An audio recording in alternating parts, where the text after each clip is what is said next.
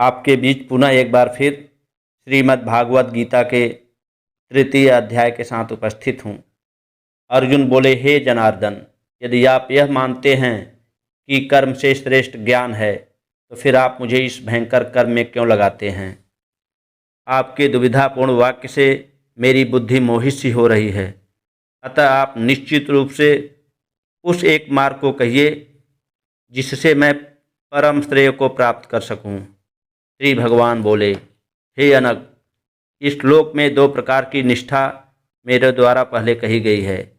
उनमें ज्ञानियों की निष्ठा ज्ञान योग से और योगियों की निष्ठा कर्म योग से होती है। मनुष्य न तो कर्मों को आरंभ किए बिना निष्कर्मता को प्राप्त होता है और न ही कर्मों के त्याग मात्र से सिद्धि को प्राप्त होता है। कोई भी पुरुष किसी क्षण बिना कर्म किए नहीं रह सकता, क्योंकि प्रकृति से उत्पन्न गुणों के द्वारा परवश हुए सभी पुरुषों से कर्म करवा लिया जाता है। जो मूर्ख पुरुष कर्मेंद्रियों को हठपूर्वक रोककर मन से इंद्रियों के भोगों का चिंतन करता रहता है, वह मिथ्याचारी कहा जाता है। हे अर्जुन, जो मनुष्य मन से इंद्रियों को वश में करके आसक्ति रहित होकर समस्त इंद्रियों के द्वारा कर्मयोग का आचरण करता है, वही श्रेष्ठ है। तू नियत किए हुए श्रेष्ठ कर्म कर, क्योंकि कर्म के न करने की अपेक्षा से कर्म करना श्रेष्ठ है। अतः कर्म न करने से तेरा शरीर निर्वाह भी सिद्ध नहीं होगा। हे कौन्तेय, यज्ञ के लिए किए जाने वाले कर्म के अतिरिक्त अन्य कर्म में प्रवृत्त हुआ यह पुरुष जगत बंधनों में बच जाता है। इसलिए आसक्ति रहित होकर यज्ञ के निमित्त ही कर्म का अच्छा आचरण कर। सृष्टि के आरंभ में प्रजापति ब्रह्मा ने यज्ञ सहित प्रजा की रचना कर उनसे कहा, इस यज्ञ के द्वारा तुम बुद्धि को प्राप्त करो और यह यज्ञ तुम्हारे लिए इच्छित कामनाओं को पूर्ण करने वाला होगा। तुम लोग यज्ञ के द्वारा देवताओं की उन्नति करो और देवतागण तुम्हारी उन्नति करें। इस प्रकार परस्पर उन्नति करते हुए परम कल्याण को प्राप्त हो जाओगे। देवतागण यज्ञ द्वारा पोषित होकर तुम्हें इष्ट भोग प्रदान करेंगे। उनके द्वारा दिए गए भोगों को जो पुरुष उनको दिए बिना ही भोगता है, वह चोर है। यज्ञ से बचे हुए अन्न को प्रसाद समझकर खाने वाले श्रेष्ठ पुरुष सब पापों से मुक्त हो जाते हैं, किंतु जो लोग केवल स्वयं के लिए ही पकाते हैं, वे तो पापों को ही खाते हैं। सभी प्राणी अन्न से उत्पन्न होते हैं। अन्न वर्षा से उत्पन्न होता है, वर्षा यज्ञ से होती है और यज्ञ कर्मों से उत्पन्न होता है। कर्मों को तो वेद से उत्पन्न ज्ञान और वेद को अक्षर ब्रह्म से प्रकट हुआ जान। इसलिए वह सर्वव्यापी परमात्मा यज्ञ में नित्य प्रतिष्ठित है। हे पार्थ, जो मनुष्य इस संसार में प्रचलित सृष्टि चक्र के अनुसार नहीं चलता, वह इंद्रिय भोगों से लिप्त पापमय जीवन बिताने वाला व्यर्थ ही जीता है। किंतु जो मनुष्य आत्मा में ही आनंद का अनुभव करने वाला, आत्मा में ही तृप्त तथा आत्मा में ही संतुष्ट होने वाला हो, उसके लिए कोई कर्तव्य नहीं रहता। कर्मयोगी महापुरुष का स्वार्थ हेतु कर्म करने का न तो कोई प्रयोजन रहता है और न ही कर्म न करने का कोई कारण। वे सभी प्राणियों में किसी प्रकार के स्वार्थ का संबंध नहीं रखते। इसलिए तू आसक्ति रहित होकर सदैव कर्तव्य कर्म का आचरण कर, क्योंकि अनासक्त पुरुष कर्म करता हुआ परमात्मा को प्राप्त होता है। राजा जनक जैसे अनेक महापुरुष भी कर्म के द्वारा ही परम सिद्धि को प्राप्त हुए हैं। इसलिए लोक कल्याण को देखते हुए तो भी कर्म करने योग्य है। श्रेष्ठ पुरुष जैसा आचरण करते हैं, अन्य लोग भी वैसा ही अनुकरण करते हैं। वो जो कुछ कर दिखाते, लोग उसका अनुसरण करते हैं। हे पार्थ, मुझे तीनों लोकों में न कोई कर्तव्य करना शेष है और न ही कोई वस्तु प्राप्त करने योग्य बाकी है, फिर भी मैं कर्तव्य कर्म करने में ही लगा रहता हूँ। हे पार्थ, यदि मैं किसी समय सावधान होकर कर्तव्य कर्म न करूं, तो सभी मनुष्य मेरा ही अनुसरण करेंगे। यदि मैं कर्म न करूं, तो ये सब मनुष्य नष्ट भ्रष्ट हो जाएंगे और मैं संकर्ता का कारण बन समस्त प्रजा को नष्ट करने वाला बनूंगा। हे भारत, जैसे अज्ञानी जन कर्मफल में आसक्त होकर कर्म करते हैं, वैसे ही विद्वान पुरुष अनासक्त होकर लोक कल्याण की इच्छा से कर्म करें। ज्ञानी महापुरुष को चाहिए कि कर्मों में आसक्ति वाले अज्ञानी मनुष्यों की बुद्धि में सदैव उत्पन्न न करें, संदेह न उत्पन्न करें, बल्कि स्वयं समस्त कर्मों को अच्छी तरह से करते हुए उनमें भी वैसे ही कर्म करवाएं। सारे कर्म प्रकृति के गुणों द्वारा किए जाते हैं, परंतु अहंकारी और अज्ञानी मनुष्य मैं ही करता हूँ ऐसा मान लेता है।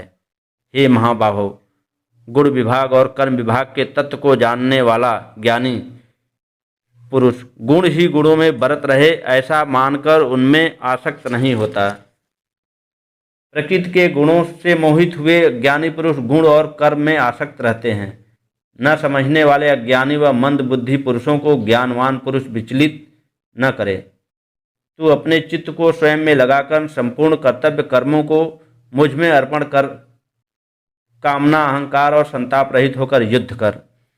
जो मनुष्य दोष दृष्टि से रहित होकर श्रद्धापूर्वक मेरे इस मत का सदैव अनुसरण करते हैं वे संपूर्ण कर्मों के बंधन से मुक्त हो जाते हैं। परंतु जो दोष दृष्टि वाले मूढ़ लोग मेरे इस मत का पालन नहीं करते, ऐसे मूढ़ चित्त वालों को तुम नष्ट ही समझो। ज्ञानवान पुरुष अपनी प्रकृति के अनुसार चेष्टा करता है। सभी प्राणी अपनी प्रकृति के अनुसार ही कर्म करते हैं, फिर इसमें किसी का निग्रह क्या करेगा। प्रत्येक इंद्रिय के अपने अपने विषयों के प्रति मन में राग द्वेष रहते हैं। मनुष्य को चाहिए कि वह उन दोनों में वश में न हो, क्योंकि वे उनके शत्रु हैं।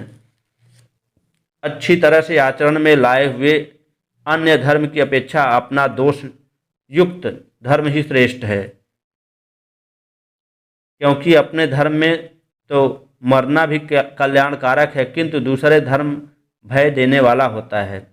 अर्जुन बोले, हे वासुदेव, फिर यह मनुष्य किससे प्रेरित होकर न चाहते हुए भी अचानक पाप का आचरण करता है। श्री भगवान बोले, यह रजोगुण से उत्पन्न हुआ काम ही है। कामना से क्रोध उत्पन्न होता है। यह कभी तृप्त न होने वाला महापापी है। तू इसको ही शत्रु जान। जैसे धुएं से अग्नि, धूलि से दर्पण और भ्रूण गर्भाशय से ढका रहता है, वैसे ही काम के द्वारा ज्ञान ढका होता है। हे कौन्तेय, इस अग्नि के समान कभी तृप्त न होने वाले और विवेकियों के नित्य शत्रु काम के द्वारा मनुष्य का विवेक ढका हुआ है। इंद्रियां, मन और बुद्धि काम के निवास स्थान कहे जाते हैं। इन्हीं के द्वारा एक ज्ञान को ढककर देही पुरुष को मोहित कर लेते हैं। इसलिए हे भरतवर्ष, तुम पहले इंद्रियों को वश में करके ज्ञान और विज्ञान का नाश करने वाले इस कामरूप महान पापी को नष्ट करो। कर्मेंद्रियां स्थूल शरीर से श्रेष्ठ हैं, इंद्रियों से श्रेष्ठ मन है तथा मन से अधिक श्रेष्ठ बुद्धि और बुद्धि से भी उच्च आत्मा है। हे महाबाहो, इस प्रकार बुद्धि से सर्वश्रेष्ठ आत्मा को जानकर बुद्धि के द्वारा मन को वश में करके तू इस कामरूप शत्रु को मार डाल। इस प्रकार श्रीमद् भागवत गीता का 3 अध्याय समाप्त होता है।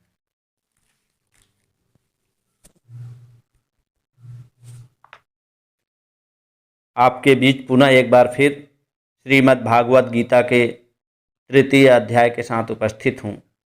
अर्जुन बोले, हे जनार्दन, यदि आप यह मानते हैं कि कर्म से श्रेष्ठ ज्ञान है, तो फिर आप मुझे इस भयंकर कर्म में क्यों लगाते हैं। आपके दुविधापूर्ण वाक्य से मेरी बुद्धि मोहित सी हो रही है।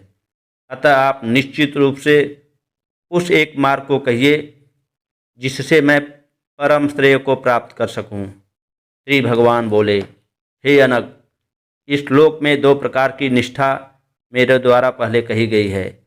उनमें ज्ञानियों की निष्ठा ज्ञान योग से और योगियों की निष्ठा कर्म योग से होती है। मनुष्य न तो कर्मों को आरंभ किए बिना निष्कर्मता को प्राप्त होता है और न ही कर्मों के त्याग मात्र से सिद्धि को प्राप्त होता है।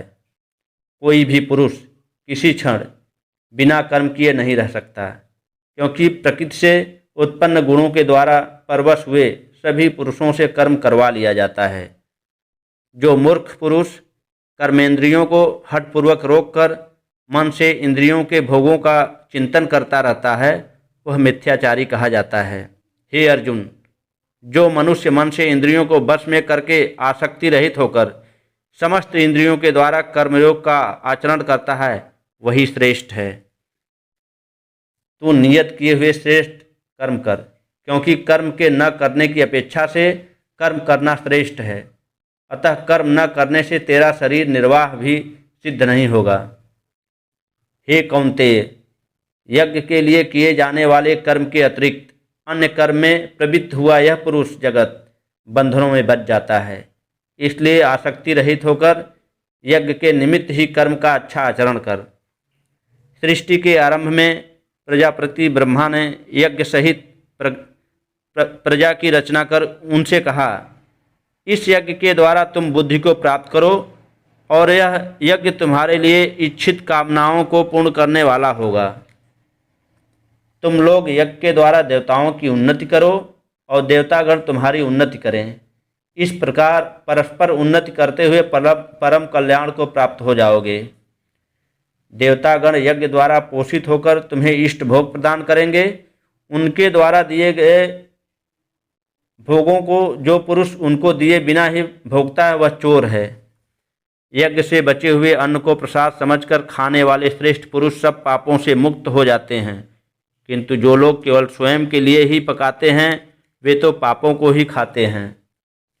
सभी प्राणी अन्न से उत्पन्न होते हैं। अन्न वर्षा से उत्पन्न होता है, वर्षा यज्ञ से होती है और यज्ञ कर्मों से उत्पन्न होता है। कर्मों को तो वेद से उत्पन्न ज्ञान